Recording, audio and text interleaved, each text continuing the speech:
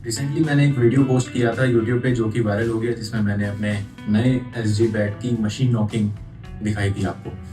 फिर कई लोगों ने बोला कि मुझे मैनुअल नॉकिंग भी दिखानी चाहिए कि मैनुअल नॉकिंग बैट की कैसे करें। तो नॉकिंग करानी क्यों ज़रूरी है, इसके दो कारण हैं। एक, जो ये विलो होता है इस वुड को कंप्रेस करते हैं। जब ये वुड के जो लेयर्स हैं आपस में कंप्रेस हो जाते हैं अच्छे से, तो ये बैट डैमेज नहीं होता है, ये ड्यूरेबल हो जाता है, ज़्यादा दिन तक चलता है। मैनुअल नॉकिंग में हम एजेस को भी नॉक करते हैं। अगर ये इनसाइड एज या आउटसाइड एज इस तरह से बॉल से लगता है तो ये एजेस डैमेज ना हो, इसलिए हम इसकी नॉकिंग करते हैं। दूसरा कारण ये है कि जब नॉकिंग हो जाती है तो बैट हमारा अच्छा परफॉर्म करता है, इसकी पिंग अच्छी हो जाती है। तो हम इस तरह से भी अपने बैट की नॉकिंग कर सकते हैं, पर इससे इवनली हम नॉक नहीं कर पाएंगे। इवनली नॉक करने के लिए मशीन नॉकिंग एक अच्छा ऑप्शन है। एक बार मशीन नॉकिंग के बाद हम मैनुअल नॉकिंग भी कर सकते हैं। मैनुअल नॉकिंग के लिए मेरे पास दो चीजें हैं यहाँ पे। एक ये मैंने बैट ऑयल मंगाया है जीएम का, और एक मेरे पास ये वुडन हैमर है एसजी का। ये दोनों आपको अमेजोन पर मिल जाएंगे या किसी भी स्पोर्ट्स शॉप पे मिल जाएंगे। अब बैट की ऑयलिंग करना क्यों जरूरी है? ऑयलिंग करने से जो वुड होता है, विलो होता है, वो मॉइस्चराइज्ड हो जाता है और वो इजीली कंप्रेस होता है और अच्छे से होता है। अगर हम ऑयलिंग अच्छे से नहीं करते हैं या बिना ऑयलिंग के नॉकिंग ज़्यादा करते हैं तो विलो डैमेज भी हो सकता है, जिससे बैट में आपके क्रैक आ जाएंगे। तो इस ऑयल को हम बैट के फेस पर इवनली लगाते हैं, सिर्फ यहीं तक। इसके ऊपर हमारा ये जो हैंडल होता है ये डैमेज हो सकता है अगर ज़्यादा मॉइस्चराइज हो गया तो। हम सिर्फ ऑयल यहाँ पर अप्लाई करते हैं और बैट को ऑयल अप्लाई करने के बाद 24 आवर्स इसी तरह से छोड़ देंगे कि ऑयल सिंक इन करे और अच्छी तरह से विलो में एब्जॉर्ब हो जाए। और 24 आवर्स इस तरह से रखने के बाद हम बैट की नॉकिंग करते हैं हैमर से। अभी मैं आपको दिखाता हूँ कि ऑयल कैसे अप्लाई करते हैं, और फिर इसको 24 आवर्स में ऐसे ही छोड़ दूंगा। और फिर कल मैं इस वीडियो का सेकंड पार्ट शूट करूंगा जिसमें मैं नॉकिंग करके दिखाऊंगा आपको। बहुत ही कम ऑयल यूज़ करना है और इसके लिए ऐसे गिराना रिस्की है क्योंकि ऑयल कुछ ज़्यादा गिर सकता है। मैं रिकमेंड करूंगा आप अपने फिंगर टिप्स पर ऐसे ऑयल लेके बैट के फेस पर ऐसे ऐसे इवनली स्प्रेड करता है।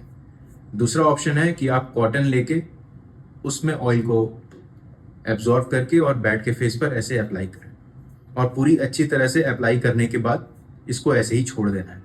मैं दिखाता हूँ कि ये कैसा लग रहा है।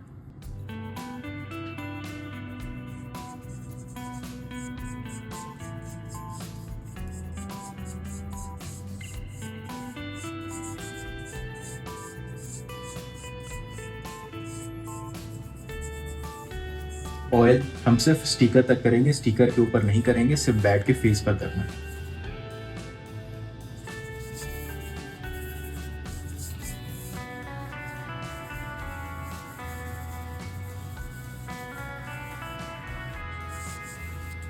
बैट पे मैंने ऑयल अप्लाई कर दिया है पूरी अच्छी तरीके से इस पूरे पार्ट में।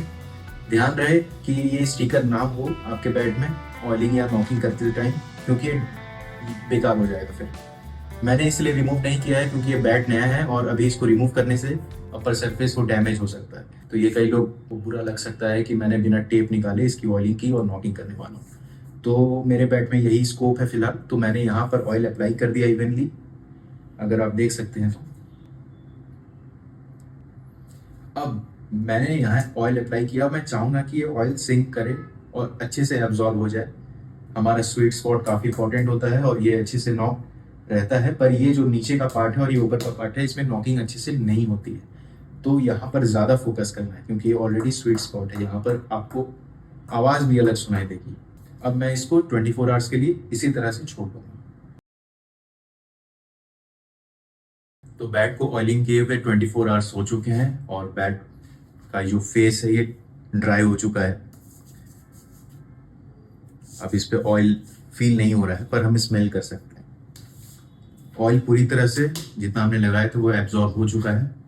अब ये नॉकिंग के लिए बिल्कुल तैयार है। तो ये एसजी का हैमर है जिससे हम बैट को नॉक करेंगे।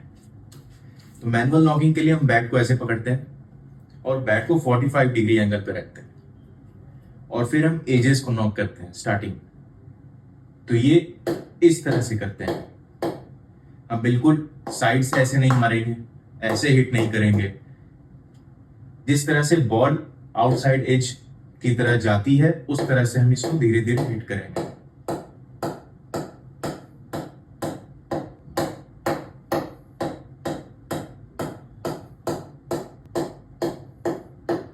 बिल्कुल धीरे धीरे करना है, बहुत ज्यादा तेज नहीं करना है। इसके नीचे हल्का हल्का कर सकते हैं, धीरे, बहुत ही धीरे स्पीड से, बहुत ज्यादा नीचे नहीं करना है। फिर ये चीज हम रिपीट करेंगे 15 से 20 मिनट इस एज पर और 15 से 20 मिनट इस एज पर। जैसे आप देख सकते हैं कि ये जो एज है ये काफी तीखी है, बहुत शार्प एज है ये। इसको हम लोग राउंड करते हैं कि जब बॉल यहां पर से ऐसे निकले तो ये डैमेज ना हो इस एज को। तो जब बॉल यहां पर ऐसे लग के ऐसे आएगी तो ये एज अगर ऐसा रहेगा तो ये टूट सकता है, लेकिन जब ये राउंड रहेगा तो ये टूटेगा नहीं। तो हम बैट को ट्रेन करते हैं कि आउटसाइड एज और इनसाइड एज अगर लगता है तो कैसा फील होना चाहिए। तो बैट अगर ट्रेंड होगा तो डैमेज नहीं होगा। फिर आते हैं दूसरे पॉइंट पर। अब हम बैट के लेफ्ट साइड के हिस्से को नॉक करेंगे। तो हम 45 डिग्री पर इसको होल्ड करेंगे और फिर ऊपर से शुरू करेंगे।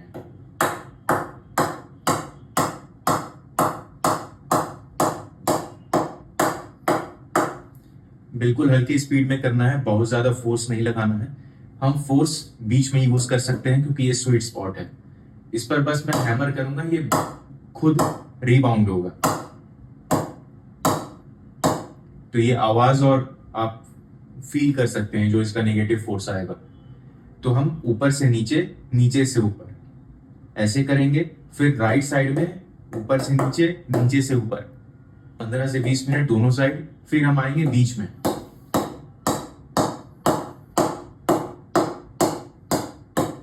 और धीरे धीरे करना है, एक एक एरिया पर करना है कि हमारा नॉकिंग जो हो वो इवन हो। तो जब हम ऐसे इसको करीब 5 से 6 घंटे नॉक कर लेंगे तो हमारा बैट खेलने के लिए बिल्कुल तैयार हो जाएगा। तो ऐसे करते हैं मैनुअल नॉकिंग। उसके बाद आप नए वाइट बॉल से या रेड बॉल से इसको टेस्ट कर सकते हैं।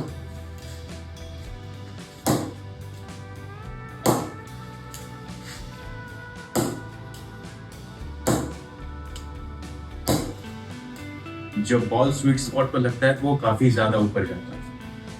इससे ये पता चलता है, अगर नया बॉल आपके बैट पर लगे और यहाँ पर एक विलो अगर अंदर की तरफ जा रही है या कोई निशान पड़ रहा है, इसका मतलब आपके बैट की नॉकिंग अच्छे से नहीं हुई है। तो उसको हम फिर से नॉक करेंगे।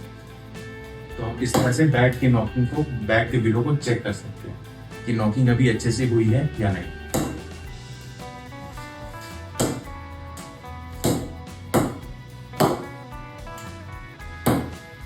तो ये थी वीडियो हमारे बैट की मैनुअल नॉकिंग के बारे में।